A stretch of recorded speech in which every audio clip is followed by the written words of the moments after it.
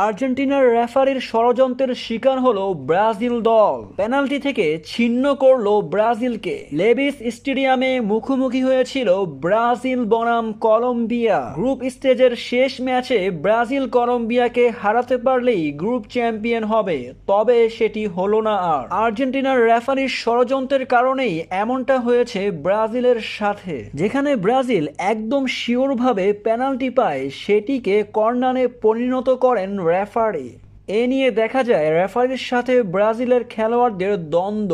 বেশ খানিক সময় এ নিয়ে তর্কে জড়ান খেলোয়াড়রা। ব্রাজিলের বিপক্ষেই রেফারি সিদ্ধান্ত দিয়েছেন। যেখানে কলম্বিয়ার খেলোয়াড় ভিনিসিয়াস জুনিয়রকে ফাউল করায় সেটি পরিষ্কারভাবে বোঝা যায় পেনাল্টি, তবে সেটিকে পেনাল্টি দেননি রেফারি। এভাবেই রেফারির সিদ্ধান্তর কাছে হেরে যায় ব্রাজিল দল। ব্রাজিল দল যদি পেনাল্টি পেত তাহলে 2-1 গোলে হারিয়ে গ্রুপ চ্যাম্পিয়ন হতো ব্রাজিল। তবে সেলেসাওরা আর্জেন্টিনার রেফারির ষড়যন্ত্রের শিকার হলো। তারা চায় না ব্রাজিল দল যাতে কোপা আমেরিকায় টিকে থাকুক। পুরো ম্যাচ জুড়ে দেখা গেছে এ নিয়ে অনেক তর্ক বিতর্ক হতে।